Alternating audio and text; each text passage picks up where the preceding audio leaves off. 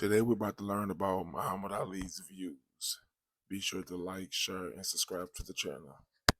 Mark 1. Slow yourself. Yeah, ready? Yeah. Okay, Muhammad, first question. What were Elijah Muhammad and Malcolm X saying that attracted you to the nation? When I first went to the Islamic temple, we called them in Miami, I heard Malcolm X. And what attracted me, he says, why we call Negroes? Chinese are named after China. Cubans are named after Cuba. Russians after Russia. Germans after Germany. All people named after the country. What country is called Negroes? I said, man, it's so true. He said, we don't have our names. First here come Weinstein, you know, it's a Jew. Here come Lumumba, Africa. Here come Chang Chong of China. Here come Red Cloud, Indian. Here come George or Jim. He could be black or white. We all got the same name. We don't have our names. They named us in slavery. And so I got me a name from Elijah Muhammad, Muhammad Ali. And since I accepted the name Muhammad Ali, I've been recognized and welcomed all over the Islamic world. Okay, that's good. Yeah. That was real good. That was good. Let's go for a little medium shot here, like the next one. Speed. Mark 2. What was your first impression of Malcolm X when you first met him? My first impression was, how could a black man talk about the government, white people, and so bold and not be shot at? Talking about just a whole movement totally different from others and so bold. You know, in reality, that's kind of messed up to have a thought like that. You know, just from conversation, the first thing you think of is someone should be shot at. That's why does that not sound right to me? Let me know your thoughts about that in the comments. How could he say these things? Only God must be protected. He's saying do so many things that I never saw civil rights Christian do. They're getting bombed and beat up, and Malcolm X called them devils and everything. Don't fly the flag. He was so radical at that time, and yet he walked with no bodyguards, fearless. That really attracted me. Great. When you joined the nation, did you think it would hurt your career as a boxer? Were you concerned about it hurting your career as a boxer? Well, I figured they would pressure me if I revealed it. So I kept quiet for about 3 years. I sneaked in meetings, sneak in the back door, look around for the police or some press man before I go in. But after being Sonny Liston, I was getting world recognition and my power, finances straight. I said, I told him that night I fought Liston, I revealed it after that fight. So when had you joined the nation? 1961. The fight was in 64. So you joined it. I joined the nation. 3 years I sneaked around, keeping it quiet. Acting like I was crazy. Okay, let's go. That was good. Mark. I'm ready. We ready? Mark 3. Did you purposely act like you were crazy in those days? Well, I knew to draw money to make people, the people with the rich people, mainly the white people at the time, could buy ringside seats. So I had to talk, act crazy, supreme. I am the greatest of all times. I'm pretty. Talk Javi 1-5. They said the nigga talks too much. Nigga needs a good whooping. So that's what made me so attractive. A black man said I'm the greatest. We weren't taught like that. We were taught the black has the bad luck. If I threaten you, I'm going to blackmail you. In college, you get blackballed. And black black was good. When black was bad and white was good. So me being black, I am the greatest. I'm pretty. They gave more people confidence. It put me on such a spot, I had to fight to back up my words. So I realized blacks were supposed to be humble, meek, and by me being supreme, because even they showed us a white Jesus, all the Lord's Supper's white, all the angels white, Miss America white, Charles the King of Africa, he's white, Angel Cake white, Devil Cake chocolate, and here's a black man. I'm the greatest. I'm supreme with superior attitude. This made me so hated by many Southerners, whites and blacks. Let me know in the comments, what does representation mean to you? But just being confident and cocky and different, that's what made me so popular. Right. That's right. When you fought Floyd Patterson, what was so special with that fight? What made you feel so good about that fight when you were fighting Floyd? Man, for the fight's over now, and I don't say nothing bad about nobody. But I just, he's different from me. So he wouldn't call me Clay. He says, Mama named him Clay. He wouldn't call me Ali. His mother named Clay. He gonna stay Clay. So I took that and said, I'm gonna whoop you until you tell me my name. And round one, I said, what's his name? He said, round two, round three. I said, he was right here. He said, Mama love you, Mama love you. That's good. Cut. That's right. Mark 4.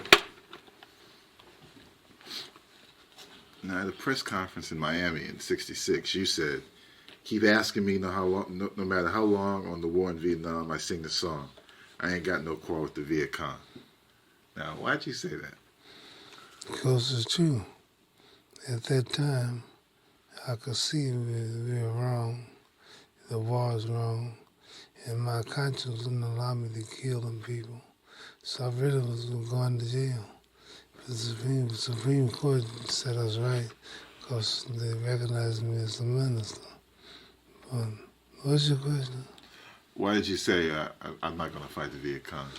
Because I wouldn't, and I didn't, and it was wrong. Well, if America got in trouble and really was a war, and it was a just war, I'd go. But I wasn't the only one. Many people protested, some went to jail. But me being so famous, it was publicized. But now I'm right. The war's wrong. We pulled out, and now they made it was bad. I saw it then. All right. That's good, Mike.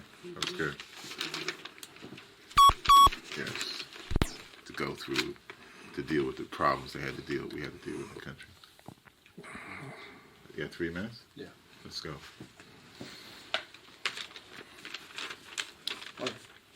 Mark 5. How did you feel about seeing, other black men go over to Vietnam and fight in that war, then come back to the racism in America? I felt bad and felt sorry for them, and just wished I could talk to them. I wish they believed like I did, because they came back they weren't recognized, and didn't make us no freer, and I realized that, and I knew they would soon find it out, but basically I just felt bad knowing that they went there. I mean, they got killed, got lame, and then come back. And they were considered wrong. Right. So I saw that early. I said, if America was in trouble and the real war came, I'd be on the front line if it had been attacked. But I could see that wasn't right. And what happened to the boys, is black and white, when they got back, is far the proof that I was right. It was good. It was good. Judy? Mark 6. The day you went for induction in Houston, that day in 60, 68, 67, What were you thinking that day, and how did you feel? I felt happy because I knew I wasn't going. And people didn't think I had the nerve, or they don't have the nerve, to book the draft board of the government. And I almost ran there, hurried. I couldn't wait to not take the step. And then when I did that, all the boys looked surprised. The guy who asked me to take the step looked surprised. And I went in the back room, they talked to me, told me what's going to happen. If I go, I don't have to fight. I can just do exhibitions, entertain. I told him I still won't go because that's leading more boys to death. And I says, I better go to jail. So they said, you regret it. And I never did. But how I felt going to the thing, the world was watching, the blacks mainly looking if I had the nerve to book Uncle Sam. And I just couldn't wait for the man to call my name so I wouldn't step forward. I enjoyed that day. I loved it. Then after I left, they looked at me like, he didn't go. He going to jail. I said, I'd rather be in jail fed than in Vietnam dead. See, I know if I have a problem with the Army, somebody says, I want to get the nigga now. I mean, I got shot accidentally. I was just that controversial. Okay, it's great. It's great. Okay. It's good. Because I'm a bad nigga. That tickle? Yeah. Them, some mail, watch the news. Around 11, I'm tired. So see from 11 to 2. Right. Okay. Mark 7. You're boring. This is the last question. Why was it important to you, and I know why, but I want you to tell the audience, to change your name from Cassius Clay to Muhammad Ali? Well, why was it important to me when I first heard the teaching that when blacks came here, the people watching this interview, what's your name? Sam. Sam what? Pollard. Sam Pollard White. He's a European name. I met a brother last week, had dashiki, African robe, sandals, real black. I said, what's your name? He said, George Washington. Afro, named George Washington. He said, Mr. Clay had 20 slaves they called Clay property. Sold to Jones is Jones. These are names that identify us as property of certain masters. But today you're free. You don't belong to Clay and Jones. So you know how you look going to Africa? What's your name? George Washington. Africans all in America. They don't look for Negro Christians to hang out with. They all in Chicago. They're in California. Africans, other people. And then, how do white men look? What's your name? Chang Chong. A white man named Chang Chong. That's Chinese or I want you to bear with me about something. Go into the comments, and even if you don't plan on changing your name long term, if you were to change your name today, right now, today, what name would you change it to, and why? that's their culture and all. So when I took name Muhammad Ali, all of a sudden they start saying he's the world's most known man. It's not because of box. Sugar Ray was good, Floyd Patterson was good, Joe Louis was good. Well, because Muhammad Ali is in Africa, all over Africa. The names in Ethiopia, Morocco, Syria, Indonesia, Pakistan, Turkey, Algeria, Saudi Arabia. Muhammad Ali is common in our childhood. Muhammad is the most common name in the world. And there are more people on earth. Every third person is a Muslim in the world. So I took the name Muhammad Ali, and I fought to say this, Floyd Patterson. In this corner, Muhammad Ali. All the people don't know what? The whole world jumped because that's a common name. You mean in America we have a Muhammad Ali fighting? So my father's name was Cassius Clay. His father named Cassius and myself's name. And my great-granddaddy, who was a slave, worked for the original Cassius Clay from Kentucky. So we know I'm not no slave now. It's plain. So I want to name the 50 large people, my history, my culture. This is so roots. Alice Haley knows that we were made slaves. He knows that this happened. They took our names. But after making that movie, I was surprised to see he still kept the name Alice Haley. So if I say, here come Chen Jong, you look for China. Here comes Lumumba, Africa. Here come Weinstein, Jew.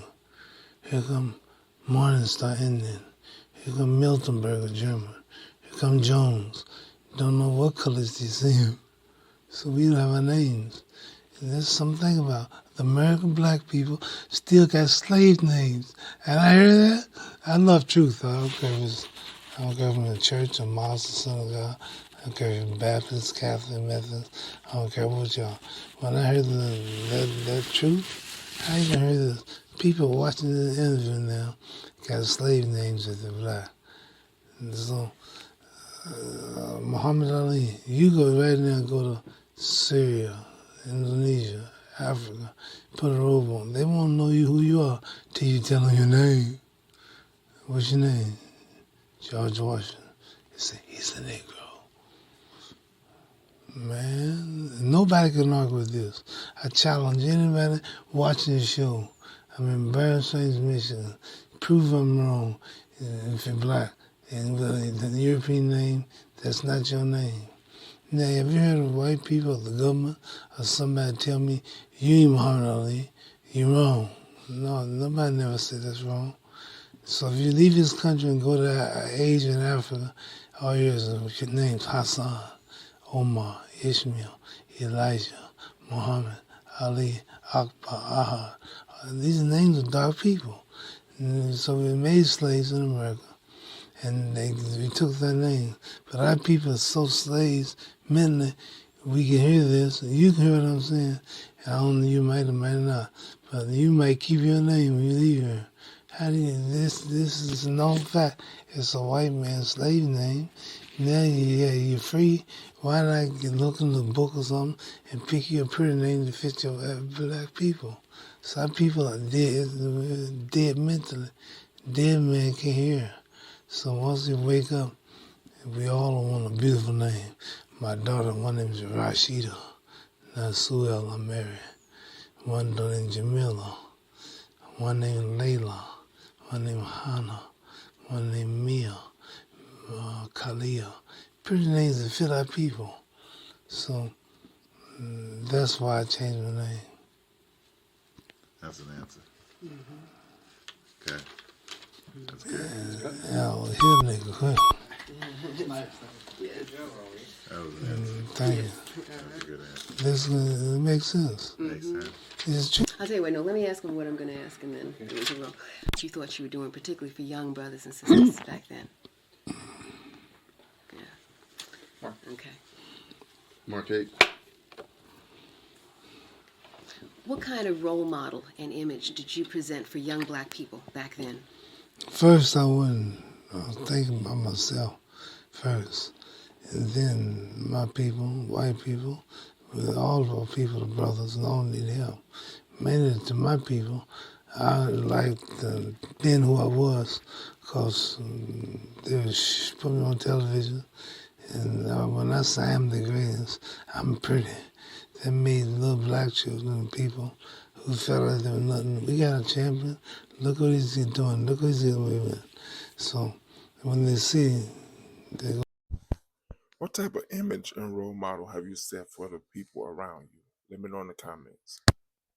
Store, they see White House cigars, white swan soap, King white soap, white cloud tissue paper, white red herrings. Whew! It's a white tornado. Tornadoes are black. You see them coming, but they made it white. They see Jesus white, the Lord's Supper white, all the angels white, Miss America white, Miss Universe. The man in glad rides on a white horse. And same thing being white. For me to come along, I'm the greatest of all time. That's so unusual. A black man says he's the greatest, and you fall in five and do it. This is why I use boxing to promote that idea. Many people see me today say I felt so bad when I was a kid. That was the way you act helped me in school, made me feel better. I get people today telling me that. I'm still the greatest of all times. Of all times. Cut. Just that. Little black kid see that. That's perfect. Thank Now, you. I'll tell you what, before you get up, since Muhammad Ali shared a lot of wisdom, and we've learned from it. If you caught the gemstones I left in this video, I hope they gave you something to think about. Let me know what stood out for you. And don't forget to like, share, and subscribe to the channel.